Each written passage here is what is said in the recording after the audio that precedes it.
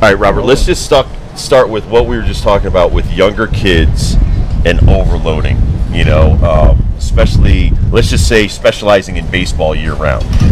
Are you seeing more injuries on these younger players because of specializing? Kids are drawn to a sport, whether it's their own pressure, parents' pressure, or friends. They're drawn to a sport. And what I'm seeing is a younger and younger clientele who wants to take their game further. So for them to specialize in a sport at a very young age is risk versus reward, really. Yeah. Because they're putting their future on the line just to be at a high performance level at a very young age. But explain, they're growing. Their bones are growing, their muscles are growing, and we're pushing all this weight training and all this other stuff on top of the playing year-round on one sport. The body's going to develop at its own pace, and you can't push that. You can't force your body into what you think you want to be.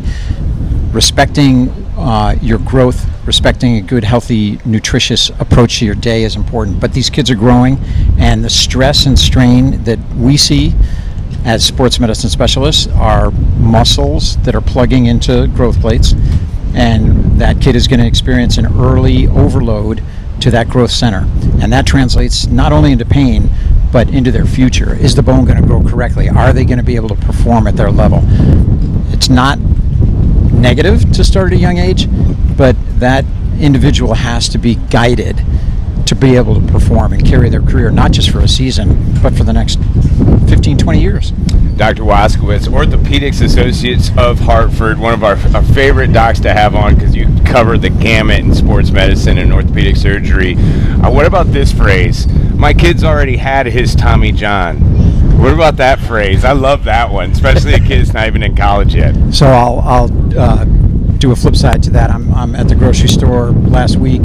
Two gentlemen behind me, clearly weekend warriors, were having their discussion about their softball league, and one of them turns to the other and says, I think I'm going to get me that Tommy John procedure. Oh my gosh. Yeah, no joke. Slow pitch softball bros. So that is a challenge to understand. Yeah, but we're doing that now? We're doing that now. Oh, man. We're doing that now. And that's not good, right? I'm sure it's going to help your elbow and feel a little bit better, but come on, man. So it's my responsibility to look at patient outcomes. What can we expect? But a really important thing is patient expectations. What do they want? Right. And how can I help guide them along that path? Because clearly, not everything is a surgical issue. A ton of it goes into managing an injury and being able to perform. So counseling is just as important as the sport. We were just talking to Rich Beam, and he'll be probably joining us tomorrow on the show, former PGA championship winner. And, I think he's about 55-ish.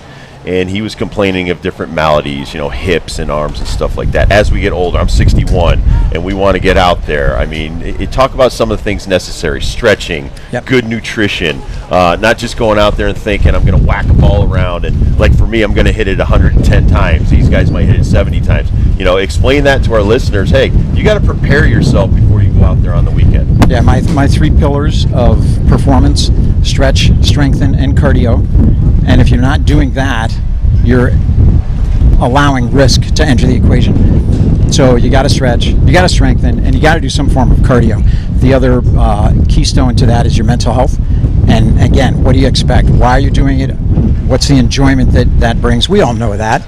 You get your endorphin kick, you're able to perform, and you feel like you're getting better what you choose. But you also have to nourish that mental health side. I'm bringing stretch into the club, my man. First tee box, I'm getting people to circle up, spread them down the right, spread them down to the left. The hip stuff, too. That's the one thing I've been doing a lot lately. Hip circles, little hip thrusts. It may look a little awkward, especially those country club folks, but I do it all the time because I'm watching these little guys out here, Doc, like Colin Morikawa. How is he banging out 350? We saw Luke Clanton's 21 years old. That dude's like $150 dripping wet. Maybe $150, but he's hitting it out there $3 plus. That has got to be serious torque and stress on your hips, and I try to emulate it. And man, if I don't do those stretches after a round, I am feeling it for a week or two. So you may not look cute when you do it, but you're doing the right thing. Good. Because you're trying to maintain. Right. And that concept of maintenance is really important for all of us at any age. The one counseling point that we always talk about is if you're stretching just before you're going to enter a tee box, you're a little late to the game. So you need to dedicate that warm-up time, and you have to balance that with your cool-down phase. So after you run an engine hot, it's got to shut down a little bit. So do your stretching initially. Get out there and challenge your system, warm it up. You bring up a really important point as far as the pyramid of who you are and what your most important base is. Aside from your mental health, it's your core, right? So all the ground force starts from your foot to your knee, to your ankle, all the way up your hip and into your back. Stretching your hips, really, really important. Core stability is a key in terms of being able to maintain a healthy approach. It may not help your long game, but it's going to protect your body. Talking to Dr. Robert Waskowitz, orthopedic surgeon, sports medicine specialist, Orthopedic Associates of Hartford. I'm not going to mention his name, but he was basically grounding his club, hurt his shoulder, had to withdraw. What? It's no secret. It's Speethy, man. My man Jim Jordan. What? I don't want to put him in a situation. Oh. Okay, but thank you. Anyway, for other golfers, though, not just the shoulder, it could be a wrist injury, it could be a hand injury. Right. Some of the things. Ben and I were talking about this the other day. You might hit a root. You're near a cart path. I know somebody landed on a grate. Somebody might be dumb enough to try to hit the grate and hit the ball. Talk about what that could possibly do to you physically. So take a paper clip and bend it until it fails, and all of these soft tissue structures have a failure point. And if you're hitting down into a ball and you're taking a big divot out of the ground, if the ground is like it is here, which is superb, but the majority of us are playing on concrete, and that's just going to overload that tissue. Driving into that surface that's not going to be forgiving is going to make that muscle contract beyond what it normally can, and that's where it's going to lead to a tendonitis. And if it continues to be a problem, you don't give it the respect to recover, that eventually can fail. And an individual who's going to have a rotator cuff tear is at risk for not just recovery from an injury, but that's a lifelong problem that they're going to have to deal with. Well, speak on Spieth, though, because he is withdrawing on a Thursday, and what is a risk playing with something messed up a little bit, just like a tweak in a shoulder? I don't think people realize the violence that goes through on a 72 swing, 18-hole course at a PGA level, at the kind of club head speed that they're generating. Speak on that, how it's probably for the best, because this guy's got a lot of golf ahead of him. So let's go back about 50 years when it was the Nicklaus era, Arnold Palmer, Watson, when they had that beautiful swing, what I like to call the traditional golf swing, and now our players are aggressive with their swing, and that athletic swing increases the amount of force. And for these individuals to be able to drive 300 plus and put it where they want because of their power, that risk reward as far as keeping fit is important. So when I'm on site here and I'm with my PGA trainers, and they have a fantastic facility for their trailers, a rehab center, a treatment center, and a recovery center, super important. These athletes are not just out here to play. They know what they have. They're managing injuries, not just at the Travelers. It's being in Oakmont. It's coming up here. It's going to the next level. So they're going to manage this injury, and if they don't give it the respect, maybe they have to withdraw. To your point, and great concept to think about, if they're thinking about their shoulder and they're going to change their swing pattern to protect their shoulder, it's obvious. Their swing is not going to be normal, and they're going to have the potential for a different injury. All right, NBA Finals. Won't mention the guy, but he hurt his calf. Who knows who this is? I have no idea. Didn't look great in Game 5, but in just 3 days, whatever that injury was, they were able to rehab it. Now, most people don't get that kind of specialized attention. Right. Obviously, this NBA player did. At your office and things like that, I'm sure you see a lot of muscle pulls, a lot of muscle tears. What's the difference between a strained calf and a torn muscle, say a torn hamstring? The anatomy is important to try and understand. So a muscle group has the muscle fibers that plug into a tendon, and the tendon plugs into the bone. So that's the simplistic approach to an injury.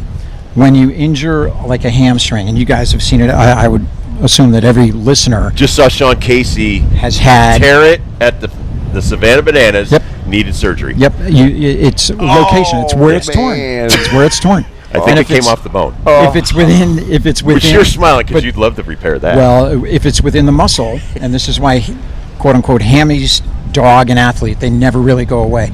So if it's within the muscle, it doesn't heal with normal tissue. It heals with some scar tissue. Scar tissue is not normal muscle tissue, and that tissue is always at risk for a recurrent injury. Now, fast forward, if it goes to where it plugs into the bone, think of a safety belt or a rubber band, you stretch it out, you let go of one side and it pulls away. If it's pulled off of its insertion, that potentially opens up a door to a surgical option, which can essentially plug it back into where it needs to go. In an injury that's within that muscle tendon unit, that's a gray zone, because again, that's a tough one to try and treat. But for an athlete who has a soft tissue injury, not a full rupture, if you are given the appropriate rehab and the right people who understand the mechanism of injury and can rehab that individual may be able to return at an accelerated pace. He hates that. I know. I just hate. I love it. Man, so what? I don't know. He looked really good last night. He looked He looked fantastic. very fluid. Range of motion. I was just thinking, like, okay, even if you shoot that up, like, it doesn't matter. Like, the pain is not gonna. It's still gonna be inhabilitating if it's still Right. affecting his calf. Right, so another point to kind of focus on injection therapy. There are different injections that we can consider. Are we like so old school thinking that like a needle is going into skin with cortisone? Is that like back in our day and we don't even do that stuff anymore? No, we do that stuff. It's a tool in a toolbox, and chosen appropriately for the right reason, it can be not just therapeutic, minimize the pain, but it can help tissues heal a little bit quicker. The issue, and we all know this, cortisone's not good for you over time. It's not healthy for tissue. So our mindset has shifted a little bit in terms of what's an appropriate setting. Me personally, I do not inject an athlete to get them back on the field. If I'm going to do an injection, it's to allow that muscle tendon unit to rehab. They're not playing until they're able to pass our sport-specific tests. Okay, 30 years ago, though, you would have. And let me explain this to him. So it was my non-throwing arm, and I had a partially torn labrum, and it's like a long needle to get into the joint. A harpoon, So sure. he's got to get in there, and you're now going through the range of motion to fix. Is that it? Yeah, that's it. And then they stick you. What? Oh, yeah. Sure, so Lovely. And I honestly, it's like the greatest thing ever when they finally get it in there. how long did it last?